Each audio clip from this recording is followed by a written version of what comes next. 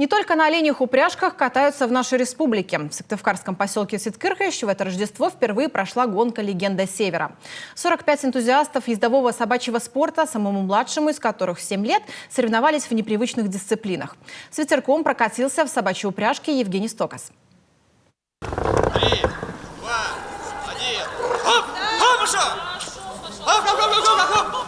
То, что на первый взгляд кажется обычной лыжной пробежкой с пушистым другом, на деле спортивная дисциплина – скиджоринг. Скидж, как его еще называют, зародился в Норвегии и сейчас быстро набирает популярность во всем мире. Это одна из дисциплин ездового спорта на гонке «Легенда Севера», которая впервые состоялась в Сыктывкаре. Еще один вид соревнований – каникросс. Здесь пушистый спортсмен тянет уже бегущего хозяина. Одна из сложнейших дисциплин – 5-километровая гонка в упряжке. Нужна максимальная отдача и от человека, и от всей его звериной команды. Самое главное, чтобы в упряжке был лидер, который хорошо слышит команды, потому что в основном управление идет голосом.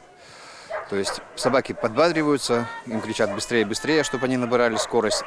Тише там, или медленнее, чтобы замедлялись, плюс тормоз на нарте.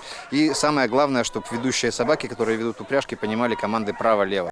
Хаски и самоеды – одни из немногих пород, которые понимают направляющие команды. А повернуть упряжку только голосом и можно. Посему эти породы чаще всего и запрягают. Заводчики говорят, что такие соревнования полезны и для самих животных. Не в городской квартире, а на природе и в движении эти собаки чувствуют себя по-настоящему живыми. А во время гонки азартом горят глаза у всех. Хаски, они ездовая порода изначально. Ей нужны нагрузки физические. Это самая лучшая нагрузка для нее вот сейчас. Ей хорошо, интересно, она бежит. Кроме спортсменов из Коми и их хозяев, здесь бегуны из Ярославля, Архангельской и Кировской областей. Всего в «Легенде Севера» поучаствовало 45 наездников. С каждым годом к этому зрелищному спорту приобщается все больше людей, ведь заниматься тем же каникроссом можно и без снега под ногами. Даже для совсем маленьких есть свои дисциплины. Сложно придумать спорт, который еще лучше подошел бы для наших северных широт.